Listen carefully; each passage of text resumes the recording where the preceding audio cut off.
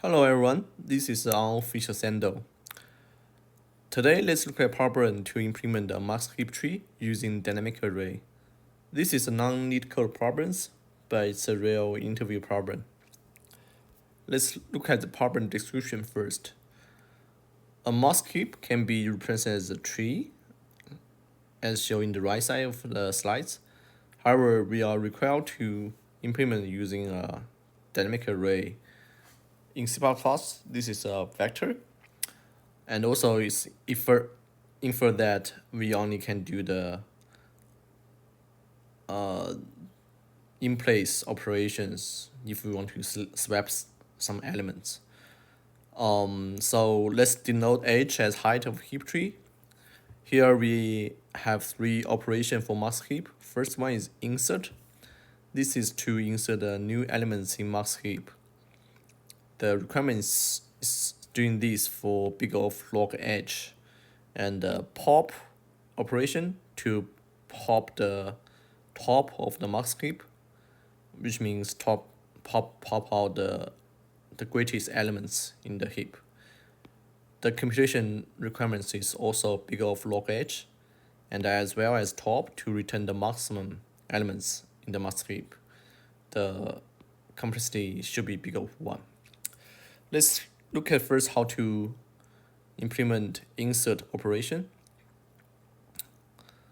I put a tree here, although we don't have real tree in our implementation, to better explain the process. Here we also do the one trick, which is padding the first elements in the array. Because if start with the first index as 1, it's very convenient for say if we are in the parents' place, it's easy to find the left child and right child index based on the parents index. Also, if we are at parents, if we want to find the parents, if we are at child, if we want to find the parents index, it's also very convenient. In here, we only use the computation for the parent index. For example, if we had index 2, so its parent, if divide by 2, then our parent's index is 1. Also, if we add 3 here, we divide by 2, it's also 1 as well. And for each insert operation, we have 2 steps. The first step is put new elements at the back of vector. Then we need to bubble up if new elements greater than its parents. Let me show you very quick, but not for now. So at first, we insert the 1. So here, we put 1 in the back of array. Then, since 1 is already in the top of the tree, we don't need to do the step 2. So if we query the top at current situations, we will obtain 1, right? So next, we put a 2 in the back of array. It'll be 2. Right, so then we need to bump up because 2 is greater than its parents. Right, so we need to swap this 2.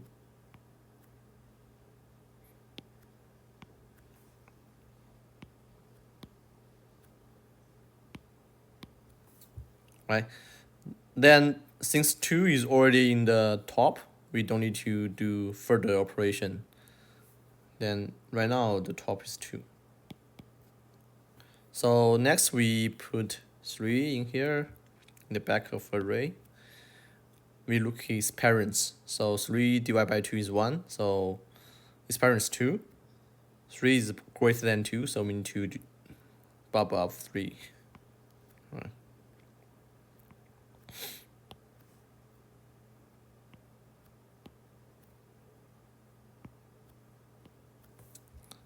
Then we done. Then at this time, so the top is 3. So next, we push 4. Then here, Then 4's parents is index 2 and is 1. So 4 is greater than 1. We pop out 4.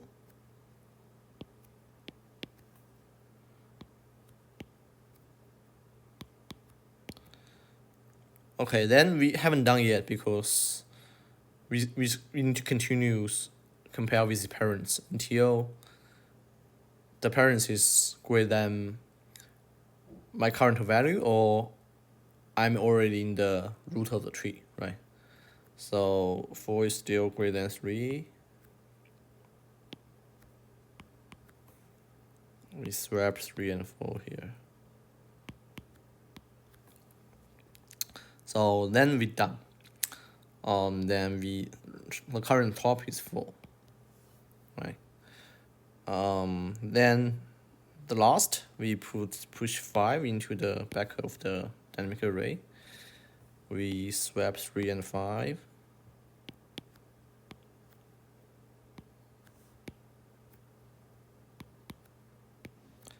Then we swap 5 and 4.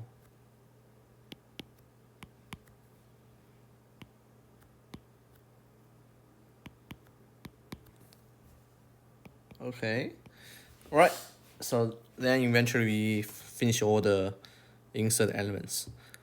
Next, let's look at the code implementation. So here I'm given the full implementation of the code for max heap. So right now we only need to focus on 2 parts. So as I circle by the green pencil. So first part, how we define the container. So container is a vector. Also, we have those padding constants, so to let us know which index we are padding for now. So then let's look at the insert operations. So every time we got a new data, then first step we push into the back of the array. Also, we get the current index by using current array size. Then here we come to a while loop until we reach the root, or if current value smaller than the parents, we do the early exit, right? Otherwise we swap and we use our parent index to replace our current index. Right, hopefully it's clear. So next, let's look at how we implement the pop. So at pop element operations, what we should do is we first swap the top elements with the last elements vector. Then we pop the last elements. Then secondly, we heapify the tree. There's 2 conditions. We need to do the swap with the current value with its child. So first condition is we swap if parents is smaller than right child, and also right child is greater than the left child. So we will swap parents with right child at these conditions. This will guarantee we won't swap parents with left child again, because the right child is always greater than left child. If these above conditions not met, we will also check if the parents is smaller than left child. If it's smaller than left child, we also need to swap with parents with left child. And how we find our child index? So if we got a parents index, we multiply 2, it's our left child index. If we multiply 2 plus 1, then it's our right child. For examples, so a current index is 2, then our left child is 2 multiplied 2 is 4, and the right child is 2 multiplied 2 plus 1, right? So let's see examples to better explain it.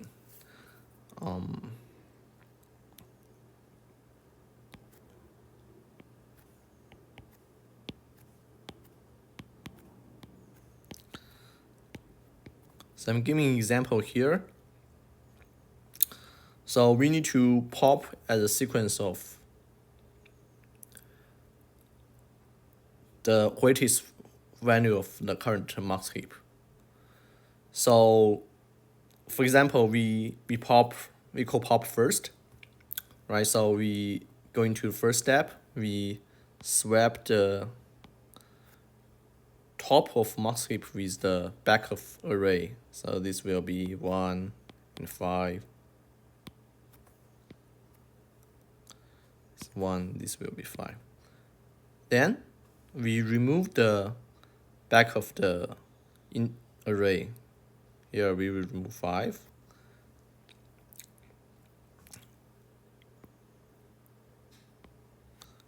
Then do the heapify.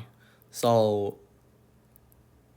the meaning of heapify here is to maintain the whole mask heap to make the top is still the greatest value.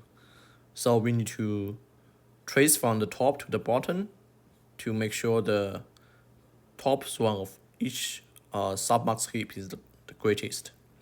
So first we compare with the current index with its right child. So since the right child is greater than current one, and the right child is also greater than the left one, right? So we need to swap these two. Right. So let me give you examples why we also need to compare left child and right child value. For examples, if we directly check left child, if the left child is greater than the parents, if we swap, let's see what happens. Right? However, the current parent value is still smaller than the right child, so we need to swap again. Then, if we continue doing this, our computation will greater than the big O of log h, right? So we need to avoid this happens by also compare with left and right. So at these situations, the right will greater than left, we will give the priority to replace with the right child with parent.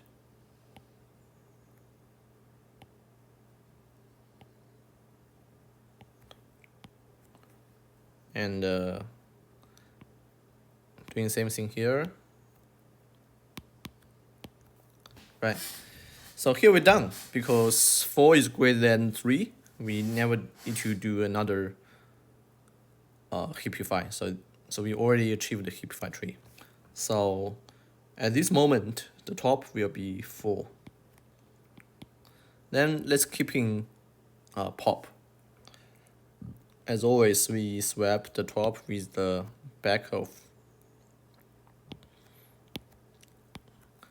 array.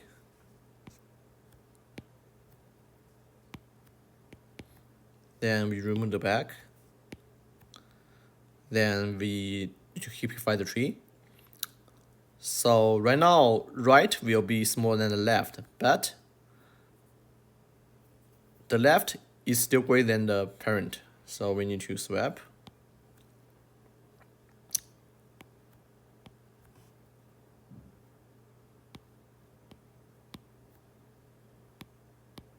Right?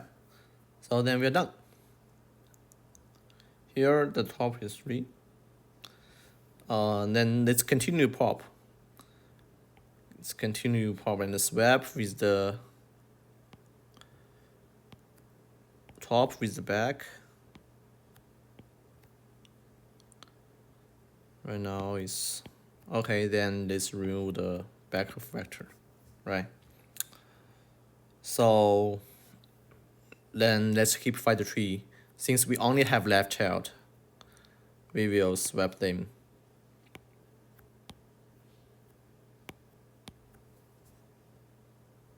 Directly. Right, so right now the top is 2. So eventually we will achieve the final result.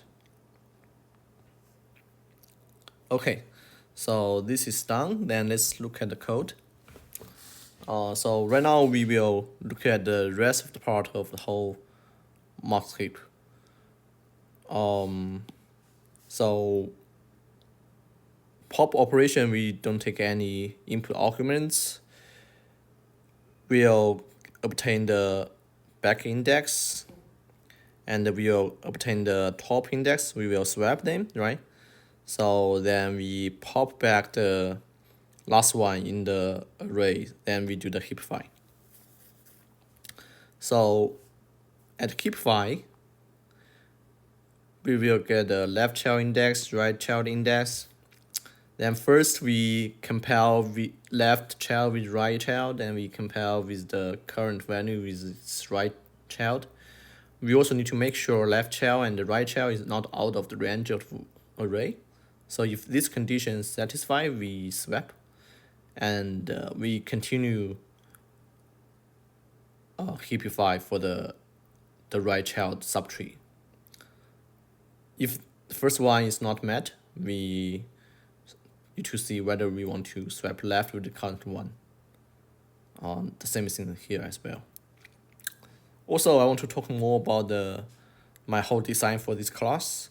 So I'm using a template here, so make sure the data types can be in generic for various type.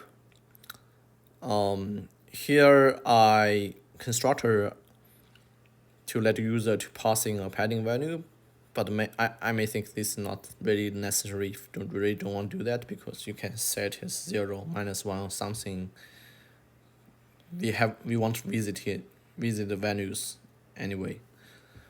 Since I put singles input arguments here, I put explicit keywords to avoid the compilers automatically doing the type transfer. Yeah, this is something you may keep in mind. Since I already defined the constructor for single value, I don't need to a default constructor, so I delete a default constructor. Also, the top operation here, I'm using option to make sure if my container is empty, then I still can return some meaningful values to tell user that, hey, my container is none, even if I have a one padding value here, right? So here I'm using optional to let the user know whether it's empty in the container or not. Yeah, all right. So I think this is all the solution for the problem I want to share today. Hopefully you like these videos. If you like my videos, please support me by subscribing my channel, and see you next time.